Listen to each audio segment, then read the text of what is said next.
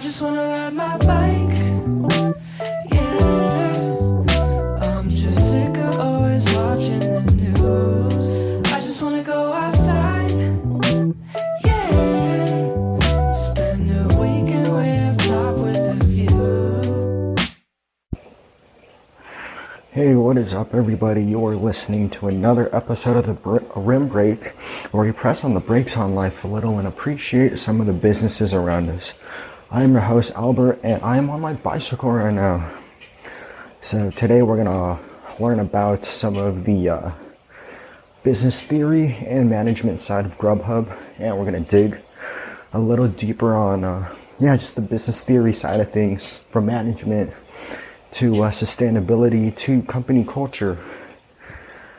Yeah, we have a lot to cover in this episode. They started off very humbly, as we heard in the last podcast, and from business competitions to an IPO, Grubhub has definitely made its way through the ranks. And they didn't cheat their way to the top, but they organically built an empire that stands today. Grubhub is on a different path right now. Rather than trying to convince restaurants to use their services, they're trying to eat up that market share, and they're trying to do so by acquiring many different ordering platforms. From Eat24, Yelp's food delivery platform, to OrderUp, to Foodler. Grubhub is just as hungry as their customers. So let's jump into Matt Maloney, the CEO. Let's just see how he leads and inspires his team. So Matt is a very knowledgeable, and he knows what the customers want.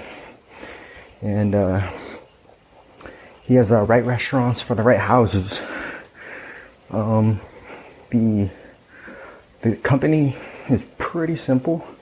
They have a $3.99 for food delivery, and I think that's just genius. Just a simple flat rate.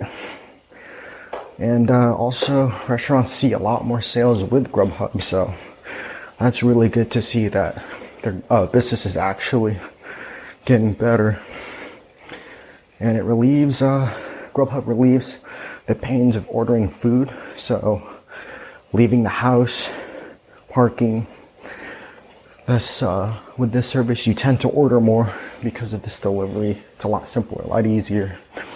And Matt is also a very confident and smart individual. He does a lot for this company and also for the employees. He implemented a mini incubator / hackathon startup weekend type of event within the Grubhub workplace. This event is called the Grub Tank, so it's like a Shark Tank style. And teams in the community get to think creatively and try crazy new ideas that are pertaining to Grubhub. So it pushes for more individual autonomous teams, and that's super, super smart.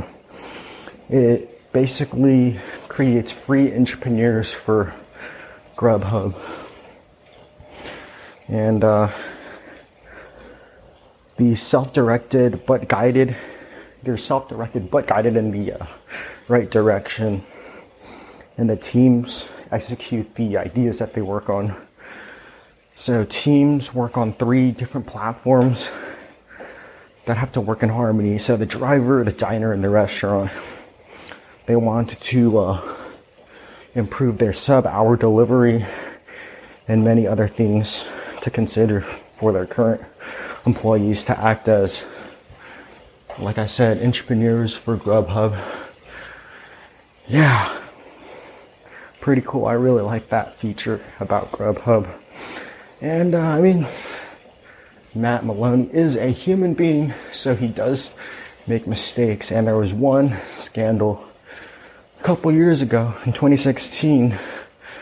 Yeah, people were not happy. So this is Matt in the public eye, He's basically a celebrity now for Grubhub, like all these tech CEOs. He's become super famous for creating such a popular business. And yeah, the public pays more attention to their actions. And they probably don't want this attention, but they're automatic celebrities.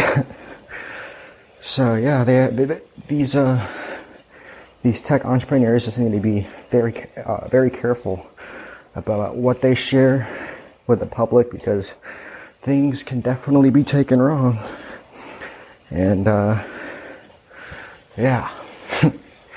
So there's this email that Matt Maloney sent out that states, while demanding, insulting, and ridiculing minorities, immigrants, and the physical/mentally disabled workers who worked for Trump, I want to be clear that this behavior has no place at Grubhub. So this statement, and this letter included, told employees to resign if they disagreed with this statement. And what the letter said was that if you do not agree with this statement, please reply to this email with your resignation, because you have no place here. And some employees took this the wrong way and thought Matt Maloney was telling them to resign if they supported Trump. Yeah, this is a tricky situation, and I can see where people thought Matt wanted people to resign if they voted for Trump. And that second part that he added, to press reply to resign, was totally unnecessary. Matt Maloney was not in favor of Trump's actions / behaviors, but some people just needed that extra clarity. The confusion led to a slight decrease in stock and many negative reviews on the App Store. Also, some of the comments about some of the sources I used, there were a lot of people who were commenting some mean things about Maloney. And people were even going to Twitter trying to start a campaign called hashtag boycott Grubhub. So this is a very touchy subject, and Matt Maloney should have stated the company values of Grubhub did not align with the actions of Mr. Trump. So what we can learn from this is just to leave the election out of things, because they can be easily misinterpreted.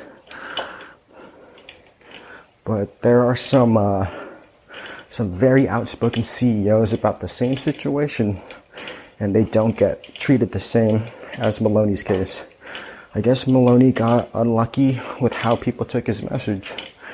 So if we take the politics out of it, things could have turned out differently. But we don't know, and I personally wouldn't know how to react. I can say all the things Maloney could have done to prevent this, but he was in a certain situation, and it could be very difficult to decide what to say to your employees. I do believe that Maloney was trying to say something bold, but it was taken the wrong way, and people just lost it and wanted to complain about something. But we know for the future, stay away from these topics, or double and triple check and ask around before you send an email about such a touchy subject to your entire workforce. I do believe Maloney had some good intentions, but it was interpreted incorrectly, or just differently. Yeah, it's hard to run a company, and on top of that, people criticize what you say, so I definitely respect what he had to say, and I hope he learned something from that situation. And let's jump into some huge changes for Grubhub. About a year ago, in February 2018, Grubhub went under some massive expansion, and they created a partnership with Yum Brands, and some restaurants under this brand include KFC and Taco Bell chains. This allowed Grubhub to expand to less populated cities.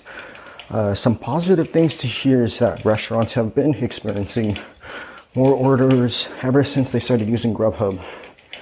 People are also really appreciating the services of these on-demand services because some of them are just really crunched on time.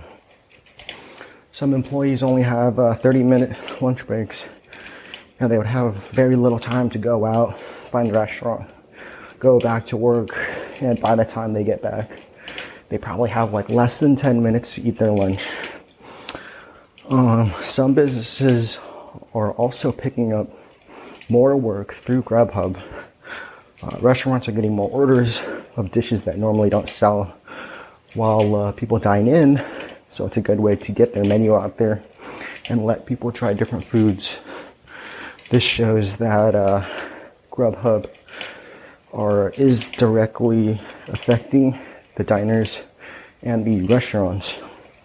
People in the restaurants are open to trying new dishes, new things, and new opportunities are open, and people are willing to see what all the hype is about. Some special context affecting Grubhub today is in the trends and market share of the on-demand delivery service businesses. Grubhub is seeing a lot of competitors pop up and do basically the same thing, on-demand delivery, or just something very similar. But as far as revenue goes, Grubhub trumps all of their competitors. They have the most employees, the most revenue, than their competitors in the U.S. Grubhub is currently the industry leader by far, but with the rising competition, just getting your name out there to the public is very important. And if you watched any YouTube or TV lately, I've been seeing a lot of Grubhub ads running.